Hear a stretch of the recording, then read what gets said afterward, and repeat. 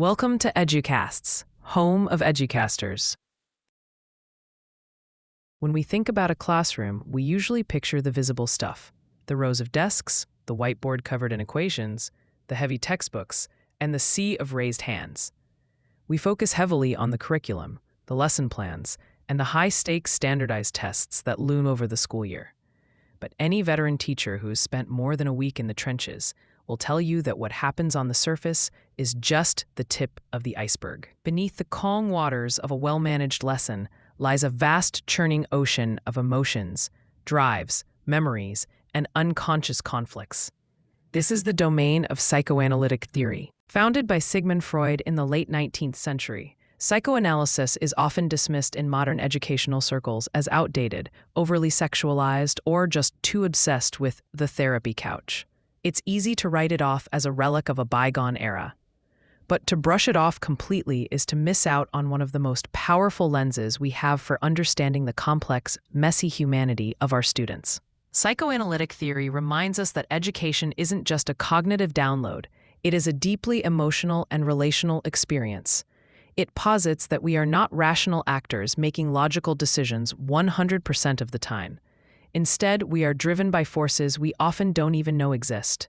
By digging deep into the unconscious mind, educators can unearth the root causes of behavior, manage the bewildering dynamics of the classroom, and help students not just learn the material, but grow as people. The iceberg model, the unconscious in the classroom. Freud's most enduring metaphor is the iceberg. He argued that the conscious mind, the part of us that is aware, logical, and rational, is just the small bit sticking out of the water. It's the part that answers "here" during roll call and solves the math problem on the board. But the massive submerged portion is the unconscious, filled with repressed memories, primal urges, fears, and desires. In a school setting, this concept is an absolute game changer. It suggests that when a student acts out, procrastinates, shuts down, or self-sabotages, the reason isn't always obvious or logical.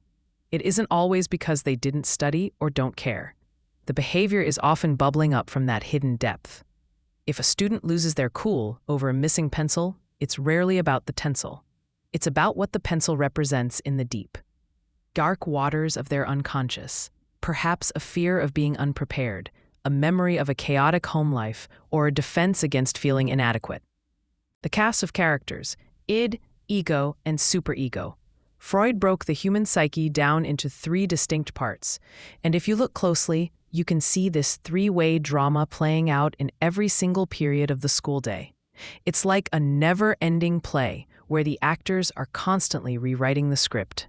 1. The id, the wild child. The id is the unbridled, impulsive part of the psyche. It is present from birth, and it operates on the pleasure principle. It wants what it wants, and it wants it right now. It doesn't care about rules, social norms, or the fact that the teacher is talking. In the classroom, the id is the student who blurts out an answer without raising their hand because they just can't hold it in. It's the kindergartner who grabs a toy from a peer because it looked shiny. It's the high schooler who texts under the desk because the urge to connect socially is overpowering the need to learn history. It's raw, unfiltered energy.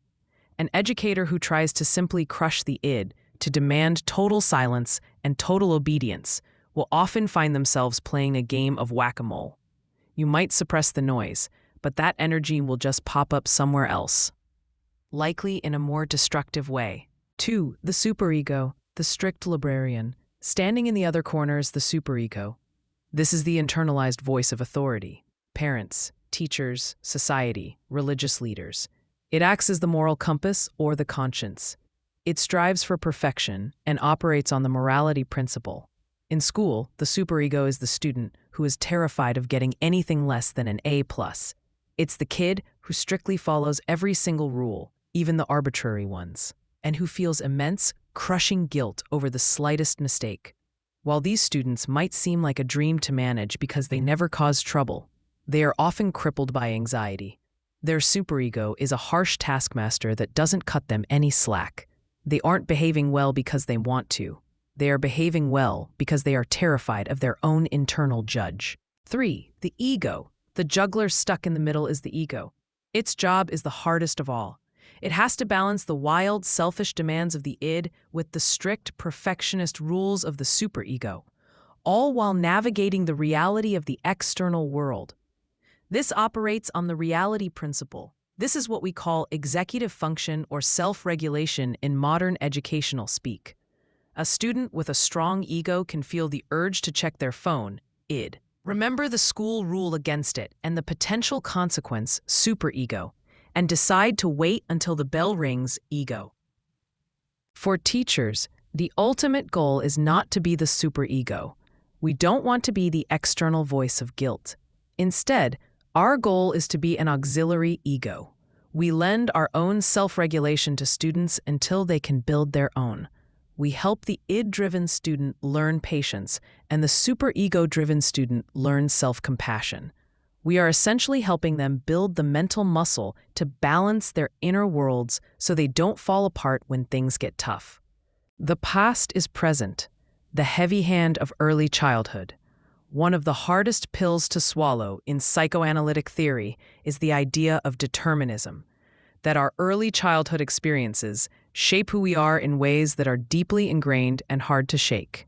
Freud and later attachment theorists like John Bowlby believed the first few years of life were the blueprint for everything that followed. While we now know that the brain is plastic and people can change, thankfully, the core truth remains. Students don't walk into our classrooms as blank slates. They bring their baggage with them. They bring their history. A student who grew up in a chaotic, unpredictable home might come to school with a short fuse, perceiving neutral situations as threats, because their brain is wired for survival. A child who is constantly criticized by a parent might have a deep-seated fear of failure that looks like laziness. They would rather not try than try and be confirmed as a failure. Recognizing this stops us from taking behavior personally. When a student lashes out at a reasonable request to sit down, they aren't necessarily reacting to you. They are reacting to a script that was written years ago, perhaps by an abusive parent or a neglectful caregiver. You just happen to be the actor on stage at the moment. This shift in perspective, from "this kid is giving me a hard time" to "this kid is having a hard time," is the heart of trauma-informed teaching. It allows us to step back, take a breath, and respond with curiosity rather than anger. The developmental lens, latency and turmoil. Psychoanalysis also gives us a timeline for this internal drama. Freud described the elementary school years, roughly ages 6 to 12, as the latency stage. During this time, the intense aggressive and sexual drives of the id are temporarily quieted or latent, and the child's energy is poured into learning, social skills, and hobbies. This is why elementary school works as well as it does. The psyche is relatively calm and ready to absorb information. It is the golden age of childhood. But then comes adolescence. In psychoanalytic terms, this is the reawakening of the drives, the genital stage. The calm waters of latency are shattered by the storm of puberty. The id comes roaring back with a vengeance, but the ego and superego are still playing catch-up. This explains the chaos of the middle school and high school classroom. It explains the mood swings, the rebellion, and the intense focus on peer relationships over academics.